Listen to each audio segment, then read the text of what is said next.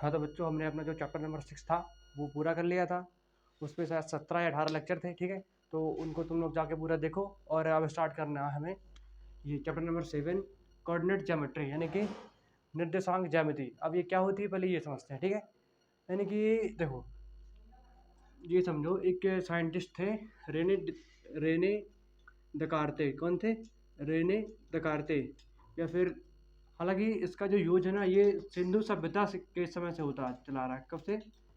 जो सिंधु घाटी की जो सभ्यता थी ना, हिस्ट्री में अगर तुमने देखा हो तो ये जो इसका यूज है सिंधु घाटी की सभ्यता में भी मतलब इसका यूज मिलता है कि जो कोऑर्डिनेट ज्योमेट्री है इसके मतलब जो भी मतलब जैसे कोई वो बनाना है पिरामिड टाइप में और मतलब बिल्डिंग वगैरह जो भी है इन सब में मतलब यूज ऐसा नहीं कि अभी से स्टार्ट हो गया। ये सिंधु घाटी सभ्यता से जब हम लोग नहीं थे तब जो सभ्यता थी ना सिंधु घाटी सभ्यता उस टाइम से स्टार्ट हो रहा है, ठीक है?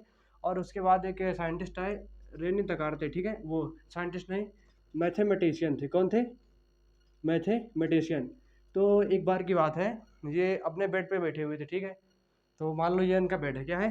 देखो समझो, ये क्या है? मान लो इनका बेड है, ठीक है? अब ये अपने बेड पे मतलब बैठे हुए थे और एक मक्खी जो थी, मान लो ये मक्खी है, ठीक है? तो मक्खी उनके बेड के ऊपर बार बार उड़ रही थी, ठीक है? तो उन्होंने सोचा यार कि जैसे मान लो कोई व्यक्ति होता है, अगर मान लो कोई एक ये लाइन है, ठीक है? और यदि एक लाइन पर कोई वस्तु रखी है तब तो उसको बोल सकते हैं कि इस लाइन पे है, या फिर यदि इस लाइन पर कोई वस्तु रखी है तो उसको इस लाइन पे बोल सकते हैं। लेकिन अगर कोई वस्तु बीच में आ गई, अब जैसे मान लो ये है ना, ये बेड है, अगर उसके ऊपर कहीं कोई मक्खी है, अगर उसकी स्थिति को मतलब जानना है कि ये किस बिंदु पर है, मान लो मैथ्स के फॉर्म में बताना है कि ये मतलब इतनी हाइट पर है, इतनी मतलब दूरी पर है, मतलब इतनी लंबाई है, इतनी मतलब इतना वाई में है और इतना एक्स में है, फिर इसकी अगर वो कंडीशन बतानी है कि क्या है मतलब कहाँ पर स्थित है, तो उसके लिए उन्होंने सोचा यार कि अगर मतलब इस मक्खी की मुझे पोजीशन मतलब डिफाइन करनी है कि ये मक्खी मतलब मेरे बेड के किस पॉइंट पे बैठी हुई है। कहाँ पर? मेरे बेड के किस पॉइंट पर बैठी हुई है। तो उन्होंने इसकी मतलब स्टार्ट किया और फिर देखो, जब इसका पता लगाने के लिए उन्होंने क्या किया, एक ज्योमेट्री की खोज की। इसे बोलते हैं टू डायमेंशनल ज्योमेट्री। क्या बोलते हैं? Two dimensional, DIMENTIONAL। इसे बोलते हैं द्विविमीय ज्यामिति। क्या बोलते हैं? द्विविमीय ज्यामिति, ठीक है? तो ये तुम्हारे क्लास 10th में दो विमीय है, ठीक है? लेकिन जब क्लास 12th में या 11th में जाओगे तो वहाँ पर तुम पढ़ोगे 3D ज्योमेट्री। क्या पढ़ोगे? थ्री डायमेंशनल ज्योमेट्री, ठीक है? अब ये जो बुक है ना संगेज की, शायद देखे होगे, IIT JEE वाली है, तो इससे मैं तुम्हें मतलब कुछ कॉन्सेप्ट है जो दूंगा, लेकिन उतना ही जो तुम्हारे सिलेबस में है, ठीक है? एक्स्ट्रा नहीं। तो इसमें बहुत विस्तार से दिया हुआ है इसके बारे में, लेकिन अभी इसके बारे में हमें नहीं पढ़ना। हमें पढ़ना है 2D। देखो, जो 3 डायमेंशनल होती है ना, उस पर एक्स एक्सेस भी होता है, वाई भी होता है और एक्सेस उस पर जेड भी होता है। देखो ये क्या हुआ, एक्स वाई जेड।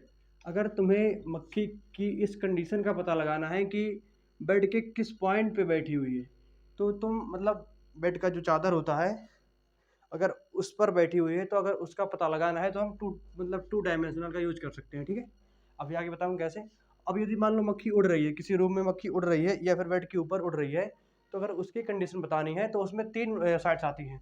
देखो, कुछ ना कुछ एक्स एक्सिस पे होगी, कुछ ना कुछ वाई एक्सिस पे होगी। देखो, इस पे मान लो एक्स पे ये है, क्या है? एक्स पे ये है और वाई ये है, लेकिन क्या क्या है ना कि ये जो बेड पे पूरी मतलब बैठी हुई है तो इस पर ऊंचाई नहीं है ना, है कि नहीं? तो मतलब ऊंचाई नहीं है तो इसलिए इसमें दो विमा में काम हो जाता है। लेकिन अगर कोई मक्खी अगर तुम्हारे रूम में उड़ रही है तो वो एक बिंदु से कुछ मतलब एक्स एक्सेस में कुछ होगा, कुछ वाई भी होगा और कुछ जेड पे भी होगा, ठीक है? तो 3 डायमेंशनल होता है। अब वो अभी तुम लोगों का पार्ट नहीं है, तुम्हें पढ़ना है केवल ये वाला। तो बात समझ में ना कि इसका स्टार्टिंग कहाँ से हुई है? ये जो है स्टार्ट हुआ था सिंधु घाटी सभ्यता से और पहले से। यानी कि मैथमेटिक्स में जो भी चीज़ें ना मैक्सिमम चीज़ें हैं वो मतलब हिस्टोरिक रही है, बहुत पहले से। मतलब ऐसा नहीं कि हमने उनका आविष्कार किया, नहीं, हमने उसकी खोज करी है। क्या किया? खोज की। खोज का मतलब होता है जैसे मान लो कोई वस्तु, एक रूम में कोई वस्तु रखी हुई है, ठीक है? अब वो मुझे मिल नहीं रही, मैंने उसको ढूंढ लिया तो मैंने उसकी खोज कर दी, ठीक है? अब यदि कोई वस्तु रूम में है ही नहीं और मैंने उसको खुद से क्रिएट कर दिया, मतलब उसको बना दिया, तो उसे बोलते हैं आविष्कार करना, ठीक है? तो ठीक है, बढ़ते हैं फिर आगे। और ये थोड़ी इंट्रो था क्योंकि ये आवश्यक भी था। और थोड़ी सा बेसिक थिंकिंग के लिए। तो इतनी बात समझ में आई ना। हालांकि ये कुछ काम का नहीं, बस केवल समझने के लिए था। अब इसमें देखो एक और निश्चित चीज़ होती है, आप समझना जरा गौर से। देखो अब तुम ये समझो, एक एक्सिस ये होता है, इसमें क्या होता है, दो एक्सिस होते हैं, इसका नाम है टू डायमेंशनल, यानी कि इसमें दो विमी, यानी कि दो, देखो विमा का मतलब होता है भुजा, यानी कि दो विमी का मतलब होता है दो भुजा वाली, ठीक है। तो एक भुजा को बोल देते हैं हम लोग एक्स, एक को क्या बोल देते हैं वाई। इसको हम लोग बोलते हैं एक्स अक्ष, क्या बोलते हैं एक्स अक्ष बोलते हैं, और इसको हम बोलते हैं क्या बोलते हैं वाई अक्ष, ठीक है। अब यदि मैं इसको नीचे तक मतलब बढ़ा दे रहा हूँ और इसको भी थोड़ा पीछे तक क्या कर रहा हूँ, इंक्रीज कर दे रहा हूँ, ठीक है। तो ये जो होता है इस तरफ का जो अक्ष होता है, ये हमारा कौन सा होता है, पॉजिटिव अक्ष, कौन सा, और ये इसको बोल देते हैं हम एक्स डैश अक्ष, क्या बोल देते हैं एक्स डैश अक्ष। क्या बोल सकते हो, माइनस एक्स अक्ष, क्या बोल सकते हो, नहीं माइनस एक्स बोलो ज़्यादा अच्छा, नहीं वो हो गया प्लस एक्स अक्ष, ये हो गया माइनस एक्स अक्ष, ठीक है। और ये इसको मान लो वाई अक्ष हो गया, तो नीचे को मान सकते हो माइनस का वाई अक्ष, ठीक है। अब जो दोनों का जो मिड पॉइंट होता है, इसे बोलते हैं मूल बिंदु, क्या बोलते हैं मूल बिंदु। उम्मीद करता हूँ ये तुम लोगों ने क्लास 8th में या 9th में जो भी है पढ़ ही लिया होगा, लेकिन जरा इंट्रो के लिए बता रहा हूँ, ठीक है। ये होता है, अब मान लो कोई बिंदु है, क्या है, इस तरह से नंबर लिखे होते हैं, कैसे, इस प्रकार से, ठीक है। एकदम बेसिक से बता रहा हूँ, इसमें कोई दिक्कत वाली बात नहीं है। और आज हम इसके केवल हमें इसमें क्वेश्चन सॉल्व नहीं करने हैं, केवल बेसिक कॉन्सेप्ट ही बताऊँगा, ठीक है। देखो अगर आईआईटी वाले मतलब आईआईटी जे के क्वेश्चन वाले कॉन्सेप्ट अभी से बताऊंगा ना, तो तुम्हें समझ में नहीं आएगा। अगर कहो तो 11th में मैं पूरा बता दूंगा, ठीक है। अभी थोड़ी दिक्कत हो जाएगी। अब मान लो कोई, देखो ये लिखा है तुम्हारा एक, ये होता है दो, अगर इसको मिटाऊं ये होगा हमारा एक, दो, तीन, चार, पाँच और एक छः। अब देखो ये क्या है हमारा माइनस एक्स, अच्छा ठीक है, तो इसको लिखते हैं -1, -2, -3, -4 और -5, ठीक है। अब ये जो हमारा ऊपर का अक्ष होता है वो कौन सा होता है, पॉजिटिव होता है, तो ये जाएगा हमारा 1, 2, 3, 4, 5, ठीक है। अब जो नीचे का होता है वो उसे उसे बोलते हैं -1, -2, -3, -4, -5। इतनी बात समझ में आएगी नहीं आई ना, पक्का आई ना, तो मैं से पूछ रहा हूँ आई, तो ठीक। अब देखो जो ये भाग होता है, यानी कि इसका और इसका जो भाग होता है, इसे बोलते हैं प्रथम चतुर्थांश, क्या बोलते हैं, प्रथम चतुर्थांश, ये फर्स्ट क्वाड्रेंट होता है, ठीक है। अब इसको हम बोलते हैं सेकंड क्वाड्रेंट, ठीक है। इसे बोलते हैं थर्ड क्वाड्रेंट, इसे बोलते हैं फोर्थ। अब देखो जब हम किसी निर्देशांक को लिखते हैं, कैसे लिखते हैं, जब हम किसी निर्देशांक को लिखते हैं तो जो लिखने का जो तरीका होता है वो होता है एक्स कॉमा वाई, ऐसे लिखते हैं, ठीक है। अब तुम जरा ये बात बताओ, अगर मैं 3 को आगे बढ़ा रहा हूँ, इसको 5 तक ले जा रहा हूँ, कहाँ तक, 5 तक, तो मेरा जो ये बिंदु मुझे मिलेगा, इसको मैं लिखूंगा 3,5। तो ये बताओ इसमें जो एक्स अक्ष है वो भी हमारा कौन सा, प्लस वाला है, और जो वाई अक्ष है वो भी कौन सा है, प्लस वाला है, ठीक है। तो एक बात याद रखना, जो फर्स्ट क्वाड्रेंट में दोनों क्या होते हैं, प्लस प्लस के होते हैं, ठीक है। कोई दिक्कत नहीं है ना इसमें, अरे इसमें कोई दिक्कत है कि नहीं है, नहीं मतलब दिक्कत तो हो रही नहीं थी, एकदम सिंपल सी बात है, क्योंकि एक्स हमारा पॉजिटिव है और वाई भी पॉजिटिव है, और पॉजिटिव का ही इस्तेमाल करके हम पॉइंट ढूंढेंगे, तो इसलिए ये क्या होता है, प्लस प्लस, ठीक है। पहले लिखते हैं एक्स वाले कोऑर्डिनेट को, फिर लिखते हैं वाई वाले कोऑर्डिनेट को, ठीक है। अब यदि मैं सेकंड वाले में आता हूँ, तो मान लो मैंने 3 को मिलाया 4 से, किससे, this is 3 and this is 4। अब देखो पहले लिखते हैं किसको, एक्स को, तो एक्स हमारा कितना है, -3, ठीक है, और 4 कितना है, मतलब प्लस का 4 ही है, ठीक है। तो इसमें देखो अगर मैं देखूँ कि देखो पहला कौन सा आया, नेगेटिव, तो इसमें पहला एक्स क्या होता है नेगेटिव और वाई क्या होता है positive, this is second quadrant, okay. अब तुमसे कोई ऐसा भी पूछ सकता है, मान लो उसने दे दिए -3,2, अब ये पूछ सकता है बताओ कौन से क्वाड्रेंट में आता है, ठीक है। तो तुम्हें कुछ नहीं करना, सिंपल सा देखना है कि बस सर ने बताया था कि अगर इसमें क्या हो, क्योंकि अगर सेकंड क्वाड्रेंट जो होता है वो पॉजिटिव वाई और नेगेटिव एक्स के बीच होता है, ठीक है। तो एक्स क्या होता है हमारा नेगेटिव होता है और वाई क्या होता है पॉजिटिव। अगर एक्स नेगेटिव वाई पॉजिटिव हो तो कौन सा क्वाड्रेंट होता है, ये सेकंड क्वाड्रेंट, कोई दिक्कत नहीं ना। अब देखो एकदम सेम अगर इस पे आए, इस पे देखो अगर मैं इसको 4 को मैंने 3 से मिला दिया किसको, तो ये हो जाएगा हमारा, देखो एक्स का नंबर कितना है, एक्स एक्सेस पे कितना है -4, तो कितना हो जाएगा हमारा -4, और वाई मतलब -y एक्सेस पे कितना है -3। अब ये समझो जो थर्ड क्वाड्रेंट होता है वो -x एक्सेस और -y एक्सेस से मिलकर बना होता है, ठीक है। ये क्या है -x एक्सेस, ये -x एक्सेस और ये -y एक्सेस, तो इन दोनों से मतलब मिलकर के ये बनता है, ठीक है। तो इस पे जो होता है ये भी x का भी निगेटिव होता है और y का भी निगेटिव होता है, ठीक है।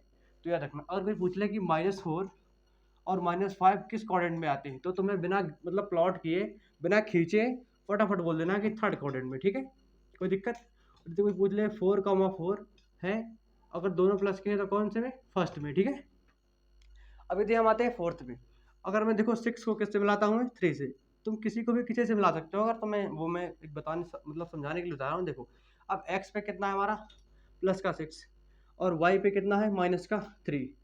तो तुम्हें ये देख के समझ में आ रहा होगा कि जो इस पे क्या होता है, एक्स एक्सेस हमारा प्लस का होता है और वाई एक्सेस क्या होता है, नेगेटिव होता है। सिंपल सी बात है, ठीक है। अब इतनी सी बात क्लियर है ना, मेरे हिसाब से तो होनी चाहिए, है कि नहीं। अगर है तो फिर फटाफट इसे नोट करो। अच्छा, इसे बोलते हैं हम orthogonal, orthogonal system, orthogonal coordinate system, वही है ना। अब इसे बोलते हैं ऑर्थोगोनल। देखो इस पे क्या होता है, क्योंकि इस पे एक्स यानी कि एक्स और वाई एक्सेस जो होते हैं उनके बीच में 90 डिग्री का कोण होता है, या फिर बोलते हैं इसे बोलते हैं रेक्टेंगुलर, रेक्टेंगुलर सिस्टम बोलते हैं। क्योंकि आयत का जो एक कोण होता है, क्या होता है, आयत का प्रत्येक कोण 90 अंश का होता है और इसका भी प्रत्येक कोण क्या होता है, 90 अंश का होता है। तो इसलिए इसको बोलते हैं रेक्टेंगुलर, ठीक है। अब एक और सिस्टम होता है, हालांकि देखो ये सिलेबस से बाहर की चीज़ें हैं लेकिन मैं बता रहा हूँ, ठीक है। एक और सिस्टम होता है, उसे बोलते हैं ऑब्लिक सिस्टम। क्या बोलते हैं, ऑब्लिक, उसे बोलते हैं ऑब्लिक सिस्टम। क्या बोलते हैं, ऑब्लिक सिस्टम।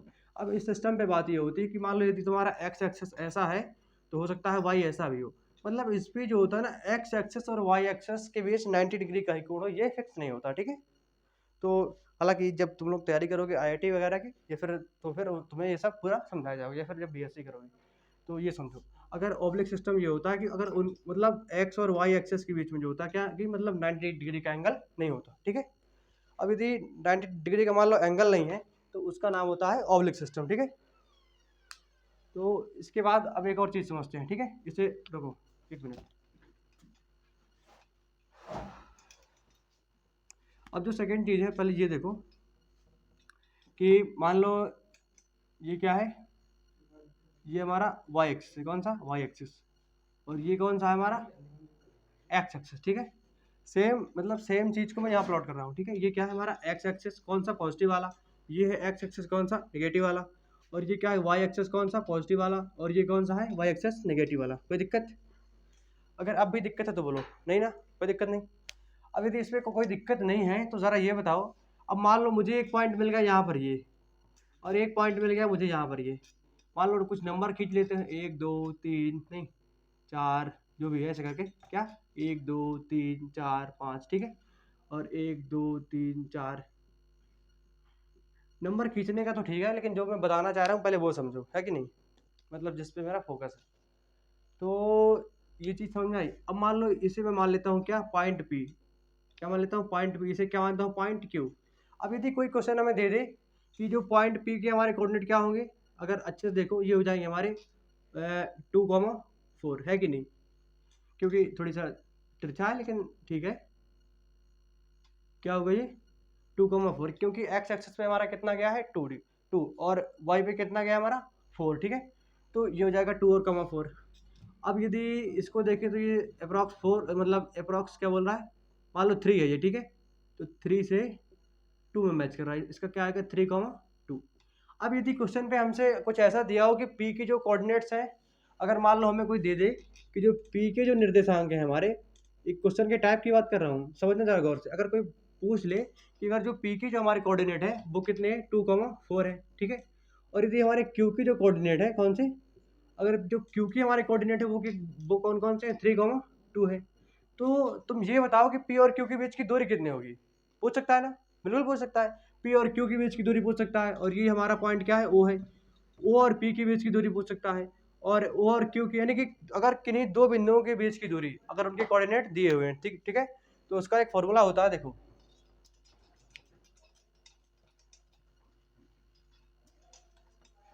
अब समझो। ये होता है किन्हीं दो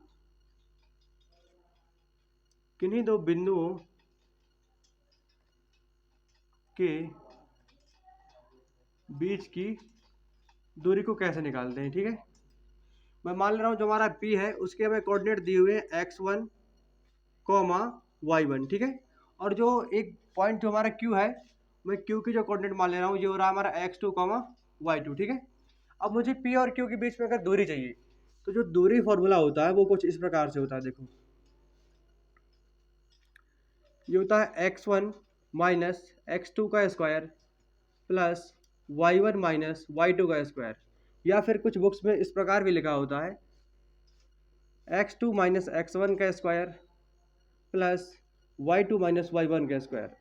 दोनों में आंसर सेम ही आता है, तो इसे बोलते हैं डिस्टेंस फॉर्मूला। क्या बोलते हैं? Distance formula. हो सकता है तुम्हारी एक्सरसाइज में इसके कुछ क्वेश्चंस हों भी। ठीक है, तो ये जो हमारा डिस्टेंस फॉर्मूला हो गया इसे फटाफट नोट करो, ये वेरी इंपॉर्टेंट है, हर जगह काम आएगा। करो नोट। ज़रा मैं कुछ और देख लो इस पर। और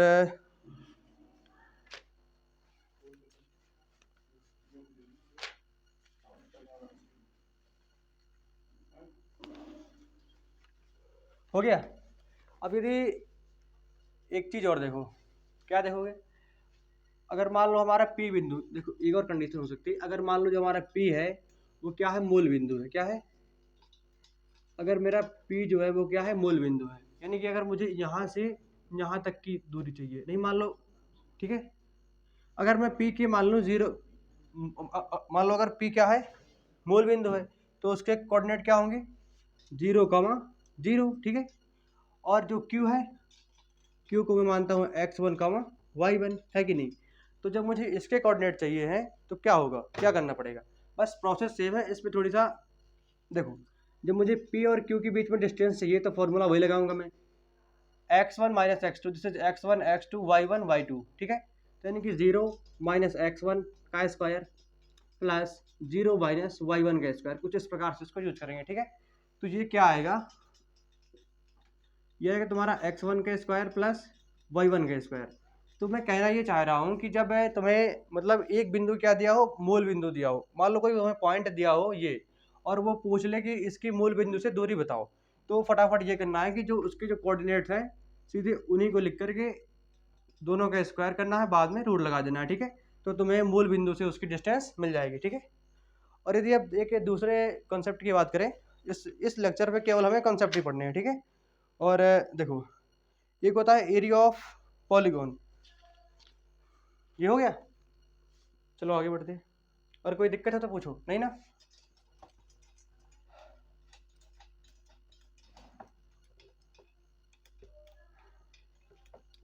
अब देखो, जो सेकंड चीज है इसे बोलते हैं एरिया ऑफ पॉलीगॉन, यानी कि बहुभुजों का क्षेत्रफल, बहुभुजों या फिर बहुभुज का क्षेत्रफल। ठीक है, तो बहुभुज मतलब एक भुजा या फिर दो भुजा नहीं, या फिर त्रिभुज या फिर चतुर्भुज या फिर पंचभुज या फिर खष्टभुज। तो अगर मान लो मुझे देखो, इस पे जो पहला आता है वो क्या आता है? ट्रायंगल। क्या आता है हमारा? ट्रायंगल, त्रिकोण या फिर त्रिभुज। ठीक है, अब यदि इसका मुझे फॉर्मूला चाहिए, देखो समझो जरा गौर से। अब मान लो मैंने एक ट्रायंगल बनाया, क्या बनाया? ये क्या है? मेरा ट्रायंगल है। ठीक है, अब मैं इसे मान ले रहा हूँ पॉइंट ए, इसके कोऑर्डिनेट हो रहे हैं x1 y1, इसे मान रहा हूँ क्या? पॉइंट बी, इसके हो रहे हैं x2 y2, इसे मैं मान रहा हूँ पॉइंट सी, इसके हो रहे हैं हमारे x3 y3। ठीक है, अब मुझे इसका एरिया निकालना है। अब मान लो तुम्हें कोई क्वेश्चन दे दिया कि एक ट्रायंगल है, उसके कोऑर्डिनेट्स ये हैं, अब बताओ इसका एरिया क्या होगा। तो जब मुझे इसका एरिया फाइंड करना है तो इसके एरिया को फाइंड करने का मैं एक पहले सीधे फार्मूला बताता हूँ, फिर इसको प्रूफ कर दूंगा। ठीक है, कैसे होता है? तो जो एरिया ऑफ जो ट्रायंगल का फॉर्मूला होता है वो होता है 1/2 x1 y2 minus y3 plus x2 y3 minus y1 plus x3 y1 minus y2। This is the formula of area of triangle. ठीक है, अब इसको कैसे प्रूव करते हैं वो भी मैं करके दिखा सकता हूँ, कहो तो करें। तो देखो, कर देते हैं इसको।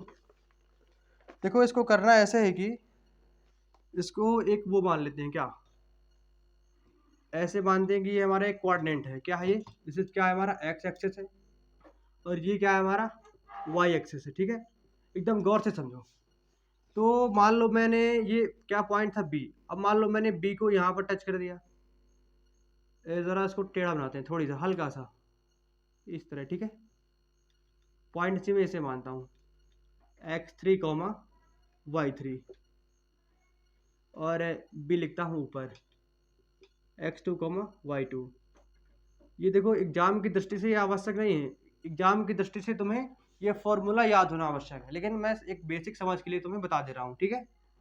तो इसको भी मान लो ऐसे जोड़ दो, जो लाइन है ना ये ट्रायंगल के ऊपर से नहीं उस तरफ से है, ठीक है। तो अगर हमें चाहिए क्या है, हमें चाहिए area of triangle. Area of triangle कौन सा, ए बी सी का वो चाहिए एरिया, ए बी सी का।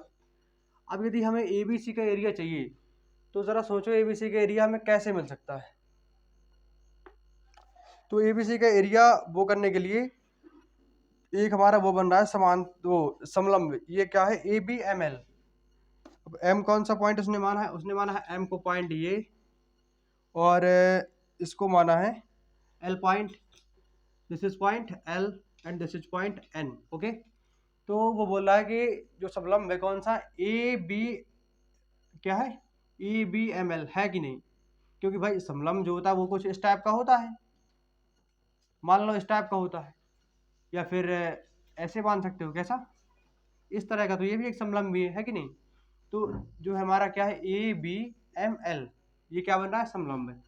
तो मैं बोल सकता हूँ कि समलंब, समलंब ऐसे नहीं, जब लिख ही रहे हैं तो कायदे से लगे नहीं, समलंब कौन सा, ए बी एम एल। इसका क्या करना है, हमें एरिया लेना है, क्या लेना है, एरिया, एरिया ऑफ समलंब, समलंब ए बी एम एल, समझना जरा गौर से। ए बी एम एल यानी कि इस वाले पार्ट्स का क्या लेना है मुझे, इस वाले पार्ट्स लगा करके ये पूरा क्या ले लिया, इसका एरिया।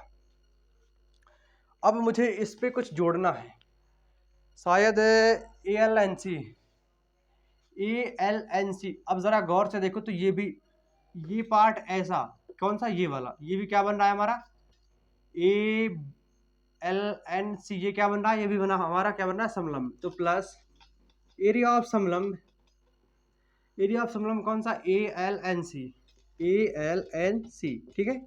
अब जरा समझो यार कि देखो ये भी हो गया हमारा कौन सा, ए बी एम एल हो गया, ए बी एम एल यानी कि ये वाला हो गया, फिर इस पर मैंने ये जोड़ दिया तो ये पूरा नहीं हो गया। अब अगर मैं पूरे में से अगर मैं इतना घटा दूं, कितना, इतना अगर मैं घटा देता हूं तो मेरा ट्रायंगल बच जाएगा कि नहीं बच जाएगा। बस समझने वाली बात ही है, मैंने यहाँ से लेकर के इस वाले एरिया को पूरा जोड़ दिया, इस वाले को पूरा जोड़ दिया। अब मुझे चाहिए ट्रायंगल का, तो ट्रायंगल का प्राप्त करने के लिए मैं इसका जो नीचे वाला है वो क्या कर सकता हूँ, उस पर माइनस कर सकता हूँ, सिंपल सी बात है। तो मुझे माइनस करना है, माइनस का एरिया ऑफ समलंब बी सी एम एन, समलंब बी सी एम एन। अब यदि तुम्हें पता हो, मैंने किसी लेक्चर पे बताया था कि समलंब जो होता है उसका क्षेत्रफल कैसे निकालते हैं। समलंब का जो क्षेत्रफल होता है वो होता है, लिख लो, समलंब का जो क्षेत्रफल होता है वो होता है 1/2 समांतर भुजाओं का योग गुणे ऊंचाई। ये मैं रिपीट कर रहा हूँ शायद दूसरी बार। वो समलंब चतुर्भुज का जो क्षेत्रफल होता है वो होता है 1/2 समान, देखो ये इसकी क्या है, ये भुजा इसके समांतर है, समांतर भुजाओं का योग गुणे जो उसकी हाइट है वो करनी है, ठीक है। तो इसको ट्राई करते हैं। फर्स्ट क्या होगा, 1/2, इसकी समांतर भुजा बताओ कौन सी है, ए बी एम एल की, एम बी और ए एल, कौन सी, एम बी, हाँ एम बी और ए एल, कौन सी, B M plus A L, है कि नहीं भाई, होता है ना फॉर्मूला 1/2 समांतर भुजाओं का योग। तो जो ए बी एम एल जो है इसकी समांतर भुजाएं कौन सी है, बी एम और ए एल, तो उनको मैंने जोड़ दिया। फिर इंटू क्या होती है इसकी हाइट, हाइट क्या बोल रहा है ये हमारा एम एल है ना, हाँ हाइट इसकी क्या है एम इंटू एल, प्लस अगर सेकेंड वाले में जाए तो ये बोलेगा 1/2, ये भी बोलेगा समांतर भुजाओं का योग। तो ए एल एन सी, देखो ए एल एन सी, इसकी जो समांतर भुजा कौन से, ए एल और B C, A L plus B C, okay, into इसकी जो ऊंचाई है वो कितनी है, एल इंटू एन। सही बात है कि नहीं? अब इतना तो हो गया समांतर भुजाओं का योग गुणे ऊंचाई। अब इस वाले एरिया को क्या करना है, घटाना है। तो माइनस का 1/2 समांतर भुजाओं का योग। अब बी सी एम एन जो है इसकी समांतर भुजा कौन सी है, बी एम और सी एन। तो B M plus C N into जो इनकी हाइट है वो कितनी है, एम एन। कितनी है, एम एन। बात क्लियर है ना? अगर ये समझ में ना आ रहा हो तो केवल इतना फॉर्मूला एकदम रट लो, बस काम खत्म। अब जरा इनकी वैल्यू पुट करनी है। क्या करनी है, वैल्यू रखनी है। तो क्या करते हैं इनमें से हम 1/2। आप समझो बी एम का मान क्या है, किसका, बी एम का। कहाँ गया बी एम, बी एम इसकी देखो हाइट, देखो जरा समझो गौर से। अगर ये मतलब पॉइंट क्या दिया हुआ, x2 y2, तो इसका मतलब ये है कि x डायरेक्शन पे इसकी लंबाई कितनी होगी। देखो यहाँ से यहाँ तक कितना गया होगा ये, x2, और यहाँ से यहाँ तक कितना गया होगा ये, y2, है कि नहीं? तो जब ये y2 गया होगा और हमें क्या चाहिए, बी एम किसके बराबर है, y2 के। तो इसको कर सकता हूँ मैं y2 plus A L. What is A L, A L ये है। अब ये क्या दिया हुआ है, x1। तो यहाँ से यहाँ तक की लंबाई कितनी है हमारी, x1, और इसकी लंबाई कितनी हो गई हमारी, ये कितनी हो गई हमारी, y1, क्योंकि जब x और y एक दूसरे को काटते हैं तभी तो पॉइंट मिलता है, ठीक है। तो ये क्या हो जाएगी हमारी, y1, तो y2 plus y1 into M L. अब जरा समझो एम एल कहाँ है, एम एल हमारा ये है, तो एम एल हमें चाहिए। तो एम एल के लिए हमें क्या करना पड़ेगा, मुझे चाहिए कितनी, एम एल। अब जरा समझो गौर से, एकदम ध्यान केंद्रित करके। ये कितना है हमारा, x1 है, और मुझे चाहिए ये वाली। तो जब मुझे ये वाली चाहिए तो मैं इस वाली में से इस वाली को अगर माइनस कर दूँ तो मुझे ये वाली मिल जाएगी नहीं। तो जो ml की वैल्यू होगी वो होगी हमारी x1 माइनस x2। तो ml की जगह पर मैं लग सकता हूँ क्या, x1 माइनस x2, ओके। फिर सेकेंड वाला आ गया 1/2। al की वैल्यू क्या है, al की वैल्यू बस वही x1 है, x1 प्लस bc की वैल्यू क्या है, नहीं al की वैल्यू y1 है, x1 नहीं y1, क्योंकि y डायरेक्शन पे जा रहा है ना, क्या है, y1 है, प्लस फिर क्या रहा है, B C. Where is B C, B C is this. तो बी सी की जो वो है क्या है, तो देखो अब यहाँ से यहाँ तक की जो हाइट है वो कितनी है, एन तक की, वो दिया हुआ है x3। अब मुझे क्या चाहिए है, बी सी। क्या चाहिए मुझे, बी सी। तो मुझे चाहिए ये मतलब बी और सी चाहिए। तो मैं क्या करूँगा कि पूरे में से मुझे x1 नहीं, अगर मैं x2 माइनस कर दूँ, x2 ये ना, नहीं मुझे चाहिए है क्या, कहाँ गया, मुझे चाहिए सी, अच्छा सी एन चाहिए ना, सी एन। तो सी एन की हाइट कितनी है, y3। ये कितनी है हमारी, यहाँ से यहाँ तक कितनी है, x3, और यहाँ से यहाँ तक कितनी है हमारी, y3। तो क्या y1 प्लस y3 इंटू, अब जो हाइट है इसकी क्या है, सी एन नहीं यार, बी सी है, कहाँ गया,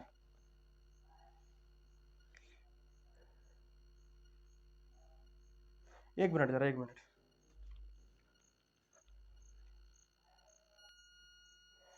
हाँ तो देखो बात का मतलब देखो, पहले फंस कहाँ रहा था, ये फंस रहा था, हमने थोड़ी इसका क्षेत्रफल क्या लिख दिया था, ये था ना 1/2 ए एल इंटू समांतर भुजाओं का योग कौन सा था, ए एल एन सी।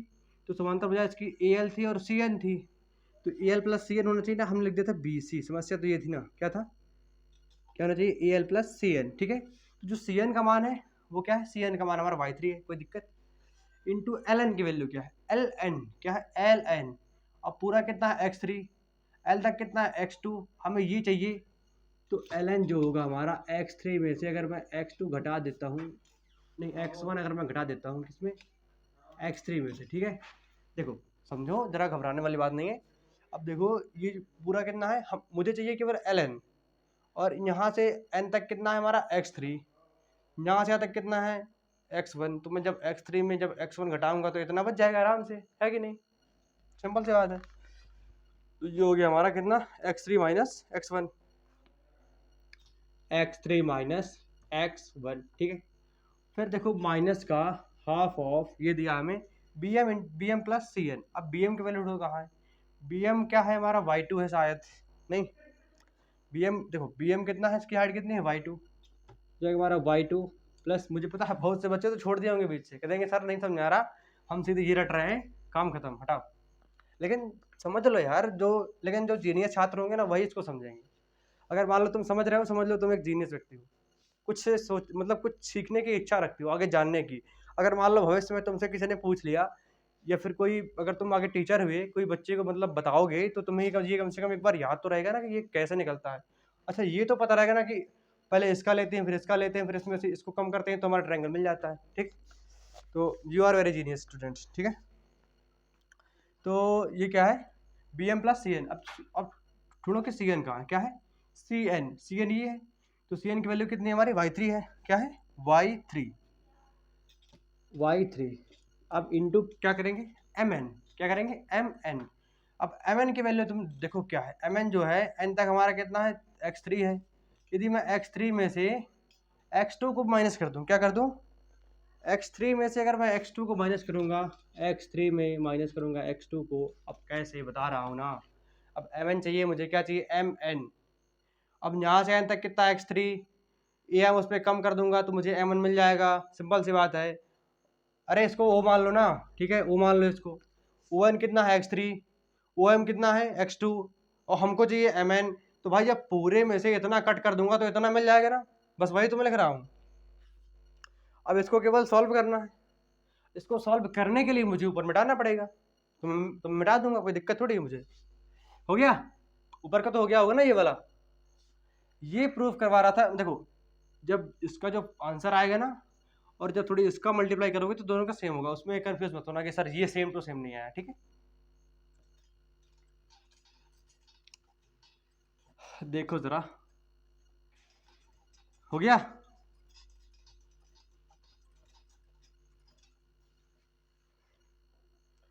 तो ये लिखा है 1/2।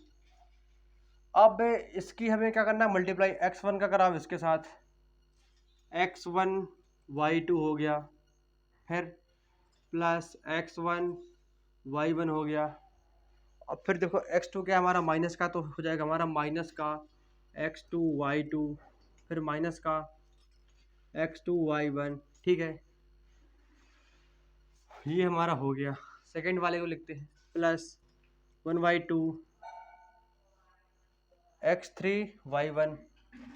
अब मल्टीप्लाई तो आता है ना, किस पे भी फंसते हो, x3 y1 x3 plus y3, नहीं प्लस x3 इंटू y3, फिर माइनस का x1 y1 माइनस का x1 y1, फिर माइनस का x1 y3 माइनस का हाफ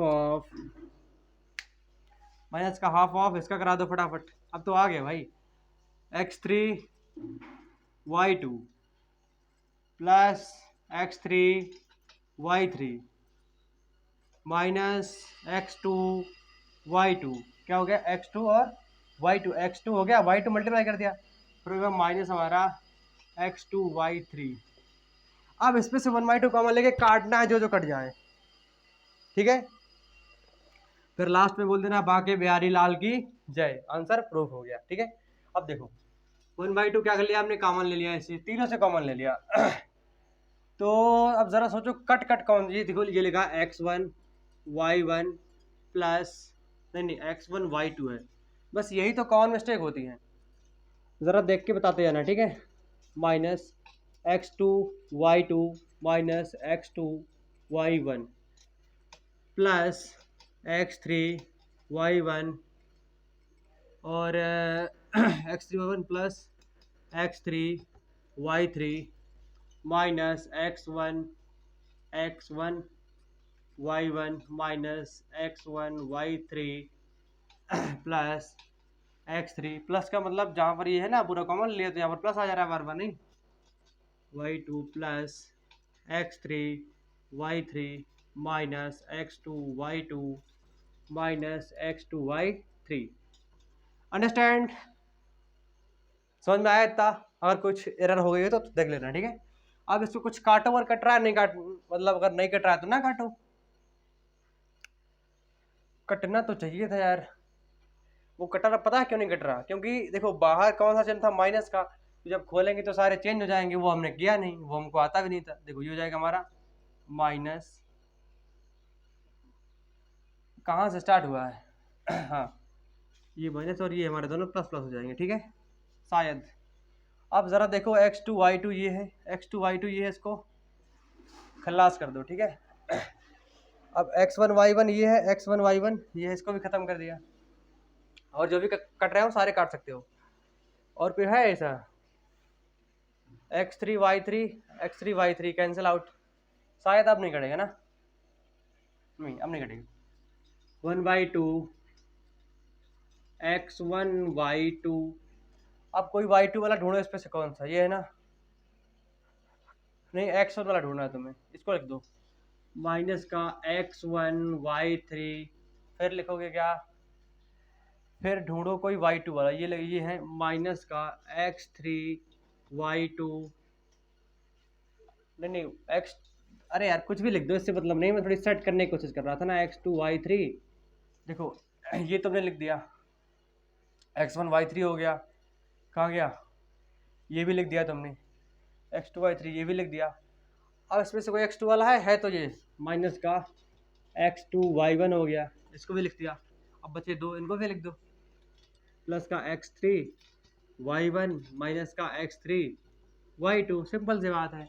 अब ज़रा देखो आंसर ये आ चुका है, अब यदि और आगे प्रूव करना चाहते हो तो मैं कर दे रहा हूँ, सिंपल सी बात है। 1/2, इसमें से क्या करो, x1 कॉमन ले लो, ये बचेगा y2 माइनस y3, प्लस इस पर तुम x2 कॉमन ले लो, ये बचेगा तुम्हारा y3 minus y1, plus x3 common ले लो, ये बचेगा तुम्हारा y1 minus y2। This is area of triangle, proof हो गया। अगर तुम अभी तक लास्ट तक ये वीडियो देख रहे हो ना, समझ पा रहे हो, अगर समझ में आ रहा है, अगर नहीं आ रहा तो थोड़ी सी पॉज करके मतलब पीछे कर लो। यदि देख रहे हो तो ये समझ लो तुम इस क्या ना क्लास 10th में अच्छा स्कोर करोगे, क्योंकि ऐसी चीज़ें वही लड़के देखते हैं जिनको कुछ इंटरेस्ट होता है, अंदर से जानने की इच्छा होती है। कुछ होते हैं कि बस फॉर्मूला रट लिया, अरे हटाओ यार क्या करना है, और मान लो उसने कुछ घुमा दिया, फिर अभी तो नहीं, लेकिन जब 11th-12th में जाओगे फिर IIT वगैरह में तो वो इसको घुमाएगा, भाई घुमाता ही है, क्योंकि अब कुछ नहीं, हटाओ। देखो एक तरीका तो ये हो गया ट्रायंगल का एरिया फाइंड करने का, कई तरीके होते हैं, कई सैकड़ों तरीके होते हैं, लेकिन हमें एक दो पता है, तो आपको बता देंगे और कुछ नहीं। अभी पता है इसमें ढेरों कॉन्सेप्ट है, तुम्हारा दिमाग खराब हो जाएगा अगर सब बता दें तो। कहीं पॉइंट फाइंड करना, कहीं रोटेशन ऑफ एक्सेस, अरे बहुत सारे हैं यार। तो देखो एक और तरीका होता है, अगर मान लो कोई तुम्हें ट्रायंगल का फॉर्मूला निकालना है, किसका, एरिया ऑफ ट्रायंगल, तो सिंपल सी बात है, एक काम करो 1/2 लिखो और ऐसे लिख दो, किस प्रकार से, x1 x2 x3 y1 y2 y3, ये होता है एक, मतलब अगर 3 है तो x1 x2 x3 तक कर दो, 4 है तो x1, देखो अब इसको सॉल्व कैसे करते हैं, इसको तुम्हें करना होता है, पहले कर दो इसका इसका गुणा, इसका इसका गुणा, यानी कि कर लो x1 y2 plus x2 y1, यानी कि इसका इसमें कर लो, इसका इसमें कर लो, दोनों को जोड़ लो, फिर चिन्ह लगा दो माइनस का, फिर इसका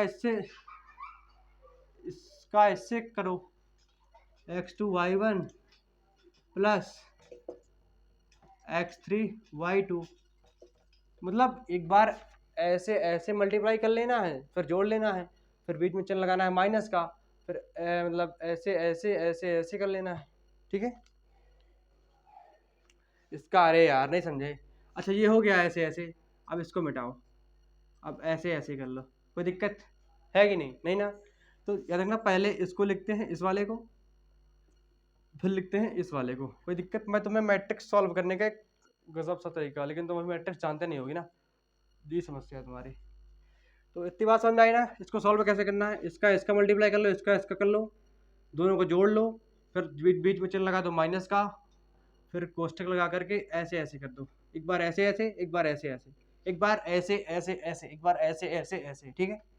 अब मान लो कोई अगर चतुर्भुज है, क्या है उसका तुम्हें एरिया चाहिए, तो डर का रहे हो भाई, कर दो x1 x2 x3 x4 y1 y2 y3 y4, जो बता रहा हूँ ना, बहुत कम लोग इसको जानते हैं, है नहीं यार, कोई नहीं, मतलब बहुत कम लोग जानते हैं, ठीक है।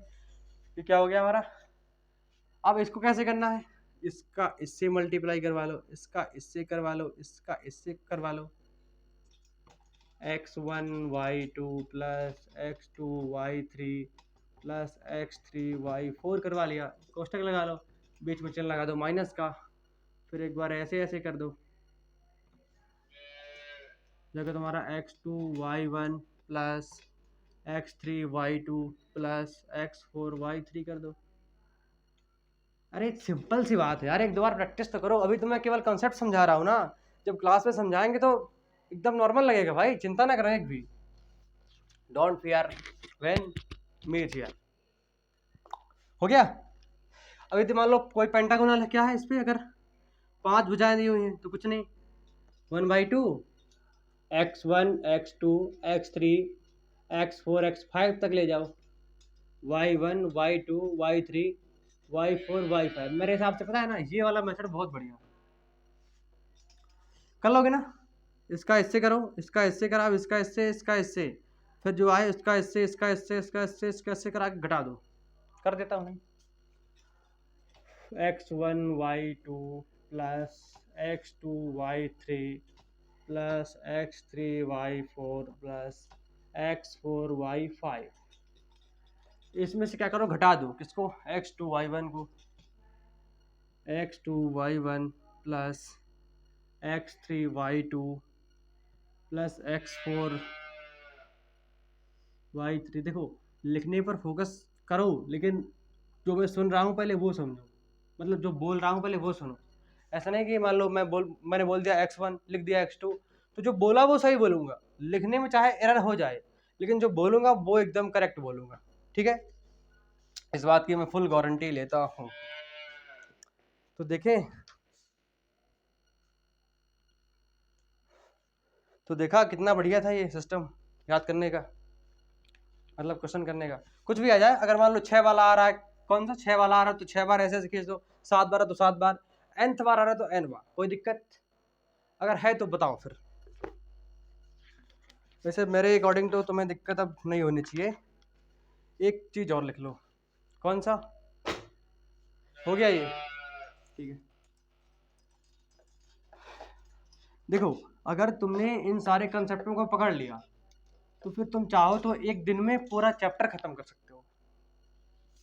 एक चीज होती है संरेख, क्या होती है, इन्हें बोलते हैं कोलिनियर, क्या बोलते हैं, कोलिनियर। अब संरेख का मतलब क्या होता है, सन मतलब, अरे यार, सन प्लस रेख, सम का मतलब होता है एक ही, रेख मतलब रेखा पर, ठीक है। अब मान लो कोई ट्रायंगल है, क्या है, ट्रायंगल का पॉइंट एक ए है, एक बी है, एक क्या है, सी है। इसकी दी हुई है x1 y1 x2 y2 x3 y3। इसको मजाक में मतलब एकदम सीरियसली लो जो बता रहा हूँ, ठीक है। अगर कोई ट्रायंगल है x1 y2 x3 ये सारे मतलब दिया हुआ कोऑर्डिनेट। अब मैंने मान लो यहाँ से इसको ब्रेक किया, क्या किया, इसको यहाँ से ब्रेक किया, तो जब इसको ब्रेक करूंगा तो जो ए पॉइंट मैंने घसीट के लिख दिया यहाँ पर x1 y1, इसको तोड़ करके ऐसे फैला दिया तो यहाँ पर आ गया। अब बी तो हमारा सेम का सेम ही रहेगा, बी है हमारा x2 और y2, कॉमा लगा बीच में, ठीक। अब जो फिर सी को मैंने फैलाया, सी क्या है हमारा x3 y3। अगर क्या है कि मान लो अगर हमारा ट्रायंगल क्या है कि संरेख है, या फिर 3 बिंदु क्या है, संरेख है। देखो ट्रायंगल की संरेखता अलग होती है और 3 बिंदुओं की संरेखता अलग होती है। अगर मान लो बोल रहा है कि ट्रायंगल क्या है हमारा, संरेख है, तो ये बताओ कहीं एक ही रेखा पर ट्रायंगल बनता है। अगर एक ही रेखा पर देखो 3 बिंदु आ गए, एक बिंदु ये हो गया, एक बिंदु ये हो गया, एक बिंदु ये हो गया, अगर एक ही रेखा पर 3 बिंदु आ गए तो फिर वो ट्रायंगल कहाँ रहा, नहीं बात समझ में आई। अगर वो बोल संरेख का मतलब होता है एक ही रेखा पर सारे बिंदु। अब यदि एक ही रेखा पर हमारे सारे बिंदु आ जाएंगे तो फिर वो ट्रायंगल किस बात का, ट्रायंगल तो जब होगा ना कि हर एक रेखा पर अलग अलग बिंदु हो और अलग अलग एंगल पर झुका हो। तो क्या होता है कि उसका क्षेत्रफल क्या होता है, इसका इसका क्षेत्रफल क्या है जो 0 हो जाता है, इसका मतलब है यानी कि 1/2 x1 y2 minus y3 plus x2 y3 minus y1 plus x3 y1 minus y2 equal to 0, ठीक है। या फिर 1/2 x1 x2 x3 y1 y2 y3 क्या हो गया हमारा 0 होगा। तो इसको भेज देंगे उस तरफ तो वो भी 0, यानी कि x1 x2 x3 y1 y2 y3 all are शून्य। अगर कोई ट्रायंगल के बोल रहा है कि संरेख है तो क्या होगा, उसका क्षेत्रफल 0 होगा। अब यदि कोई रेखा, अगर कोई रेखा मान लो संरेख है, एक रेखा पर है, तो इसको जाके ए बी की जो दूरी होगी वो किसके बराबर होगी, हमारी बी सी की, ठीक है। इसका तो इसका संरेख नहीं होता है, एक मिनट देखा नहीं है, ये केवल ट्रायंगल का समझो, ठीक है। इतनी बात क्लियर है। अब एक अगली चीज आती है, वो आती है समदूरस्थता। क्या आती है, समदूरस्थ। क्या आएगा, समदूरस्थ। इसका अर्थ होता है समान दूरी पर स्थित, समान दूरी पर स्थित। क्या होता है, समान दूरी पर स्थित। बोल देगा कि एक बिंदु है P, एक बिंदु O है, वो P और Q से समान दूरी पर स्थित है। क्या बोल देगा, मानो कि उसने बोल दिया कि O बिंदु, कुछ हो गए हमारे कोऑर्डिनेट होंगे, P और Q से क्या है कि समदूरस्थ है। क्या है, P और Q से समदूरस्थ है।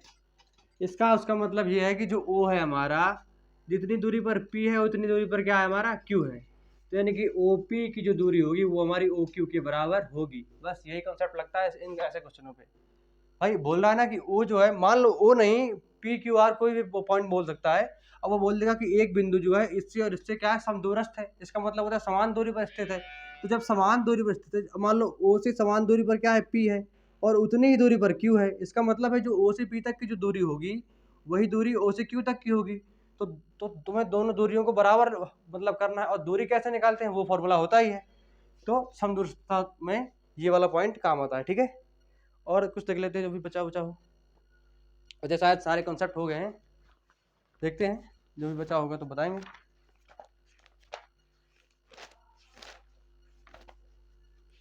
इस पे जो है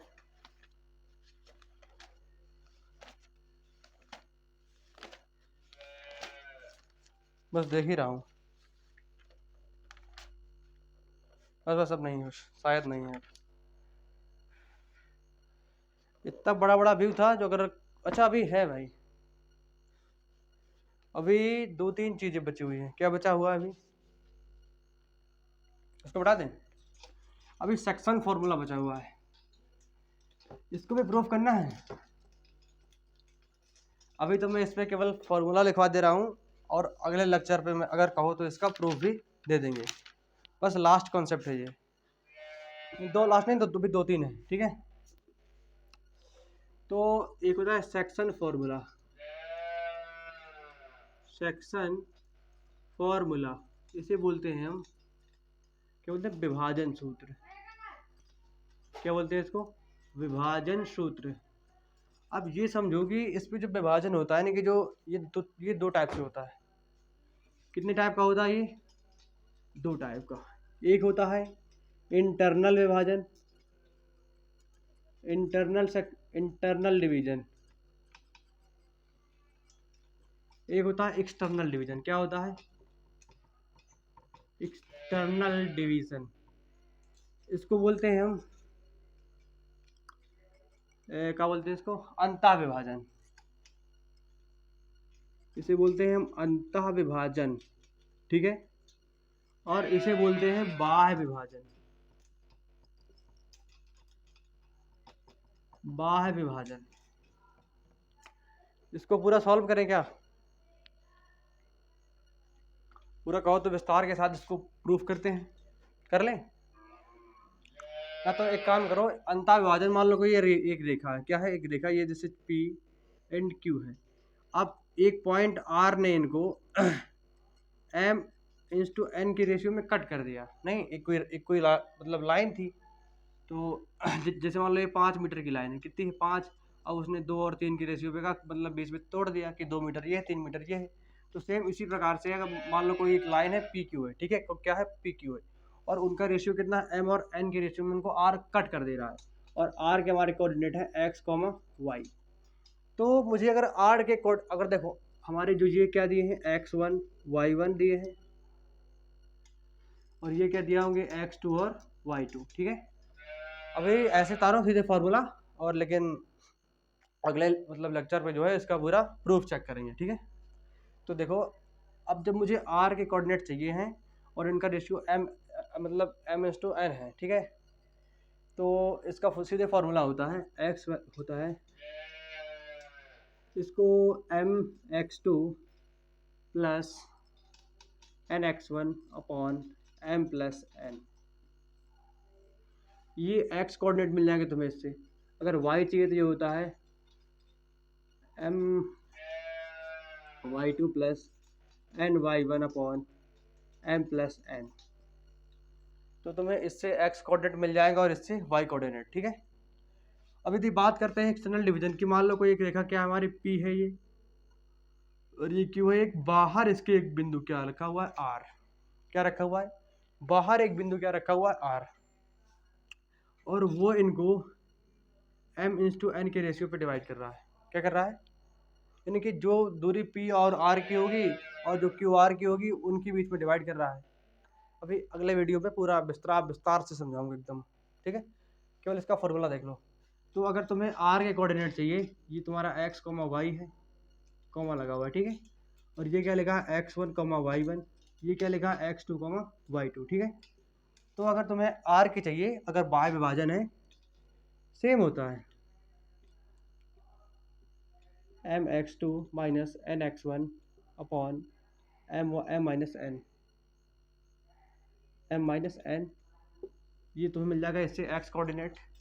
यदि y चाहिए तो my2 ny1 upon m minus n, बस ये सिंपल सी बात है, ठीक है।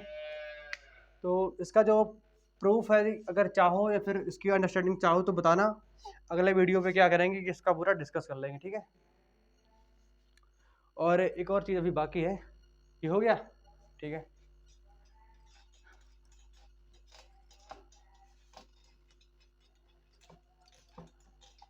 एक और जो चीज़ है, मान लो कोई तुम्हें ट्रायंगल दिया हुआ, क्या दिया हुआ है ट्रायंगल,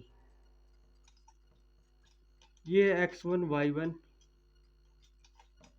ये दिया हुआ है x2 y2, ये दिया हुआ है x3 y3, ये क्या है इसका केंद्रक है, क्या है केंद्रक, समझते हो ना क्या होता है ए बी। अगर नहीं समझते हो तो परिभाषा अगले में बताऊंगा, पहले केवल फॉर्मूला देखो। अगर तुम्हें इसके केंद्रक के निर्देशांक चाहिए, क्या चाहिए केंद्रक, अरे यार जो इनसे समान दूरी पर होता है, ठीक है, बात समझ आई ना। कोई देखो खुश, मान लो वो पॉइंट है, यानी कि इसकी तीनों पॉइंट से दूरी क्या होती है, समान होती है, इसे बोलते हैं केंद्रक, ठीक है। अगर मुझे केंद्रक के वो चाहिए कोऑर्डिनेट, तो क्या होंगे x, y में मान ले रहा हूँ केंद्रक के क्या मान ले रहा हूँ मैं x, y। तो इनका मान कैसे निकालोगे, अगर मान लो तुमको किसी ट्रायंगल में 3 दे दिए, वो फिर पूछ रहा है केंद्रक के मतलब निर्देशांक बताओ, तो तुम्हें सिंपल सी बात है, x इक्वल टू होता है x1 plus x2 plus x3 by 3 होता है शायद, नहीं देख लेता हूँ, बाई 3 होता है, ठीक है। और यदि y चाहिए है तो ये होता है y1 plus y2 plus y3 बात समझ में आई कि नहीं आई। एक चीज़ और देखो, ये क्या हुआ केंद्रक हो गया, ये हमारा क्या हो गया केंद्रक। अभी एक और थोड़ी मोस्ट क्या ऐसी चीज़ है, मान लो एक पॉइंट क्या है हमारा P है, ये क्या है Q है, इसकी हमारे दी हुई है x1 y1, इसकी दी हुई है x2 और y2। अब इसने क्या हुआ, इसका मध्य बिंदु है, क्या है ये मध्य बिंदु हमारा दिया हुआ है M। अब मुझे मध्य बिंदु के निर्देशांक में मान ले रहा हूँ x, y, मुझे वो निकालने हैं, इनकी वैल्यू मुझे पता होगी P और Q की, मुझे निकालनी है M की वैल्यू। तो इसको निकालते हैं, x इक्वल टू होता है हमारा x1 प्लस x2 y2 और y इक्वल टू होता है y1 प्लस y2 ठीक है। तो बाकी जो तुम्हारे शेष कॉन्सेप्ट है वो डिस्कस करेंगे अगले वीडियो पे, और हम भी थक चुके हैं, तो बने रहिए हमारे साथ। तो फिर मिलते हैं आपसे अगले वीडियो पे, ठीक है, कोई दिक्कत नहीं।